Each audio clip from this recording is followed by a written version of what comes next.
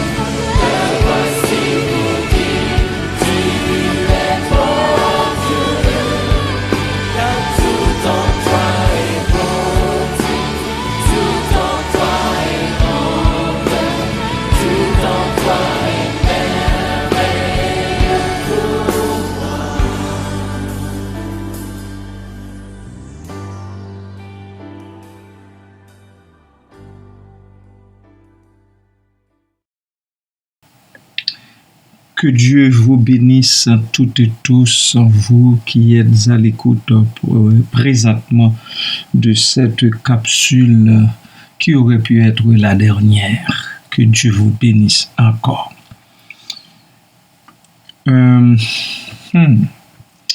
L'humilité renouvelle toutes les relations humaines. Je ne sais pas si vous y avez déjà pensé, mais je vous le dis, l'humilité renouvelle toutes les relations humaines. L'homme vraiment humble est au contraire un homme libre. Alléluia. L'homme vraiment humble est au contraire un homme libre. Et ce, quoi qu'on pense, quoi qu'on puisse dire, mais l'homme qui est vraiment humble, la femme vraiment humble, est une femme réellement libre. L'homme vraiment humble, il n'a rien à prouver, rien à défendre, rien à gagner. Quand on est humble, on n'a rien à prouver, on n'a rien à défendre, on n'a rien à gagner. Parce qu'on a déjà fait du chemin dans sa tête, bien sûr, dans sa tête, pas nécessairement après avoir parcouru le monde, non, dans sa tête. C'est un homme heureux, une femme heureuse, un homme attentif, une femme attentive, un homme disponible, une femme disponible.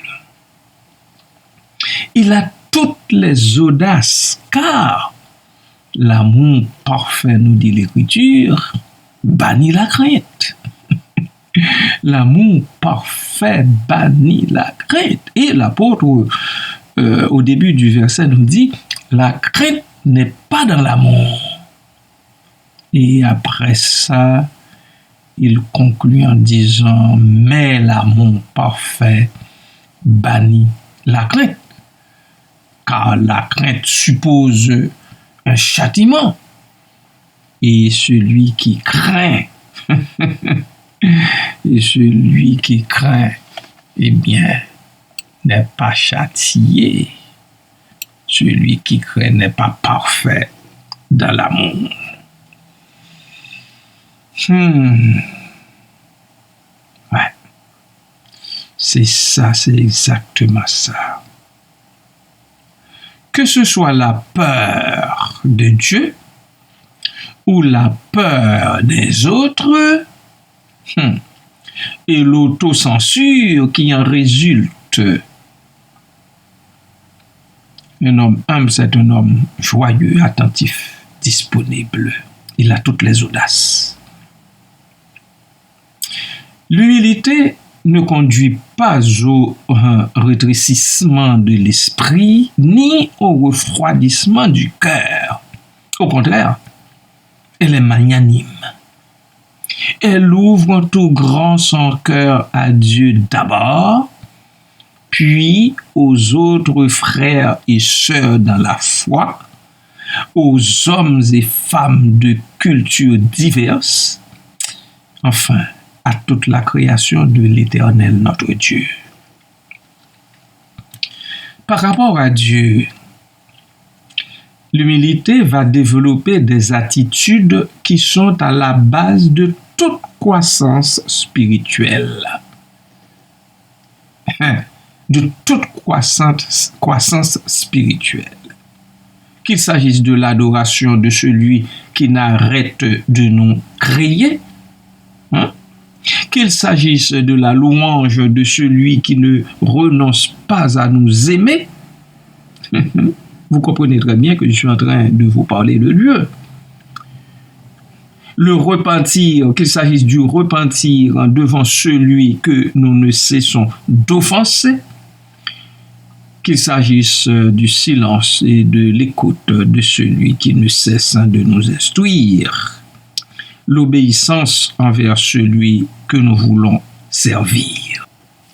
Au fond, Chaque fois que nous disons Seigneur, nous exprimons cet humble amour des enfants devant le Père, des disciples devant le Maître, de l'aimer devant l'aimant. Je reprends pour vous ma phrase. Chaque fois que vous et moi nous disons Seigneur, parlant de Jésus-Christ bien sûr, nous devrions exprimer cet humble amour des enfants devant le Père, des disciples devant leur Maître, de l'aimer devant l'aimant, et non autre chose. Vous comprenez? Vous comprenez? Voilà pourquoi l'apôtre Jean, le plus vieux d'entre eux tous, car il était très très très vieux, très avancé en âge au moment d'écrire ces 3 petites lettres qui enfin mettent fin à son œuvre d'écriture. L'amour parfait bannit la crainte. Je répète, l'amour parfait bannit la crainte. Et puis, tout en disant que l'amour n'est pas dans la crainte.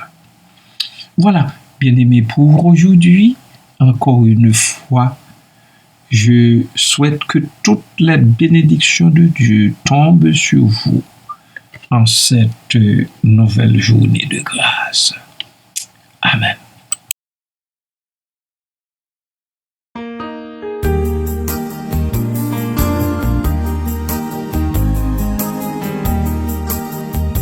Ne crains point, le ciel se couvre, mais plus haut, vois il est bleu. Dans la nuit, toujours il s'ouvre pour montrer l'amour de Dieu. Ne crains point, non ne crains point, car pour toi l'amour de Dieu resplendit sous le ciel bleu. Ne crains point, non ne crains point.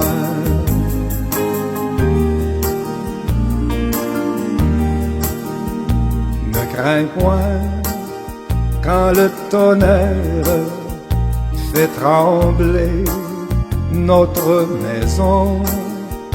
Que ton cœur sache se taire, éloignant même frisson.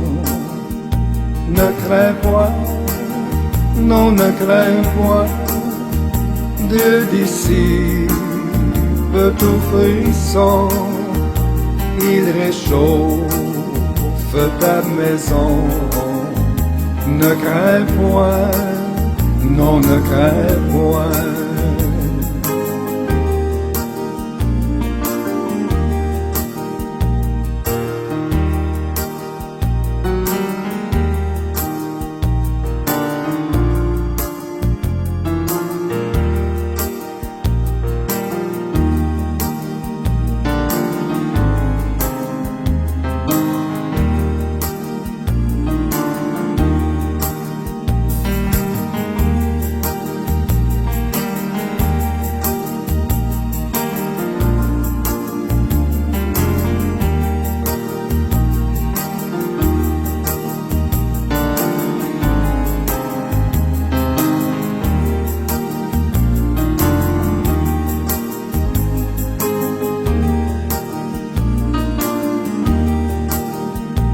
Ne crains point, c'est la parole qui nous vient du Dieu sauveur. Devant lui, la peur s'envole, car de tout, il est vainqueur. Ne crains point, non ne crains point, car de tout, le grand vainqueur, c'est ton Dieu, c'est ton sauveur. Ne crève point, non ne crève point, ne crève point, non ne crève point, car de tout le grand vainqueur, c'est ton Dieu, c'est ton sauveur. Ne crève point, non ne crève point.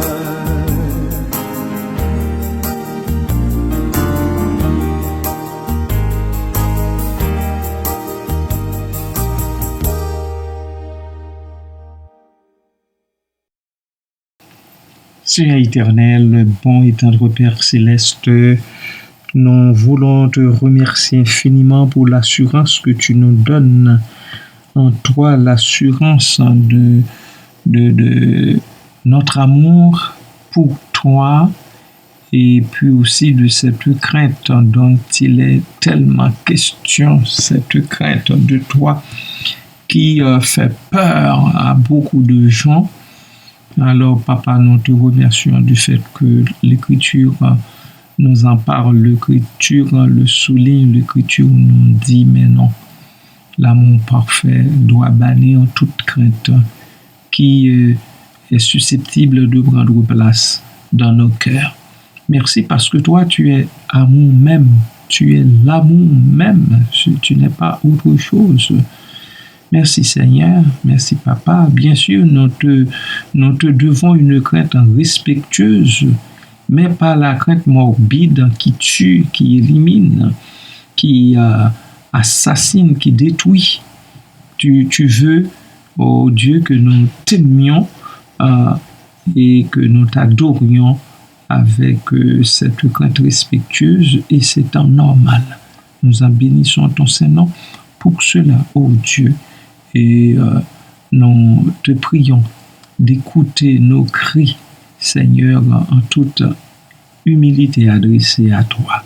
Merci Père, merci Papa, merci Seigneur, merci Jésus. Merci pour toutes tes riches bénédictions, toutes les provisions que tu fais jour après jour pour chacun de nous, pour les membres de nos familles, pour l'Église de Jésus-Christ, pour ton peuple. Merci infiniment, Seigneur, pour ces provisions sans nombre, parce que nous ne pouvons pas dire que tu ne t'occupes pas de nous comme Père. Tu es le Père par excellence qui s'occupe de tous tes enfants, quelle que soit, Seigneur, leur catégorie. Ainsi, nous en bénissons ton Seigneur. Nous te louons, nous t'exaltons, nous te remercions humblement. Permets, oh Dieu, que nous marchions dans l'humilité, que nous pratiquions l'humilité, que nous ayons, oh Dieu, le désir de vivre dans l'humilité, car, oh Dieu, les humbles ne sont pas appelés du tout à mener une vie caduque, rétrécie, une vie pas comme les autres.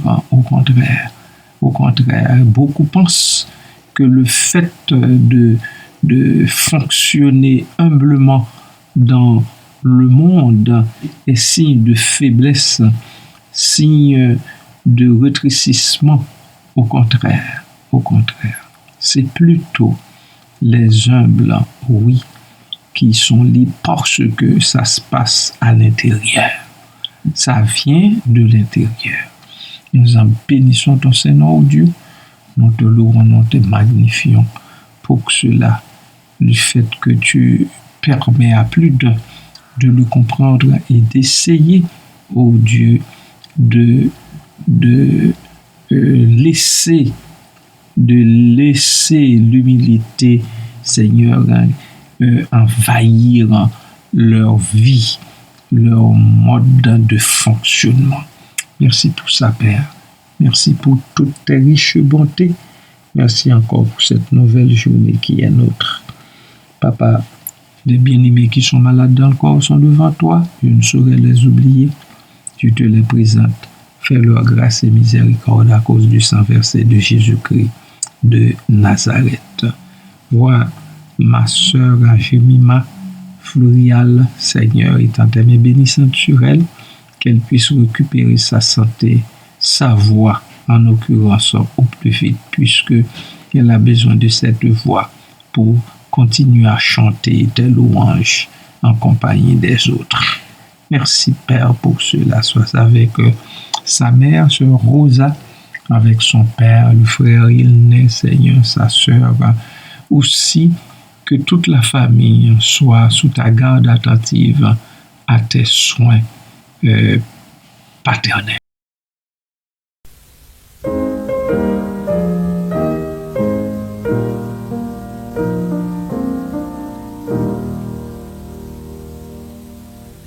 L'Éternel te bénisse, l'Éternel te bénisse et te garde, fasse lever la lumière de sa face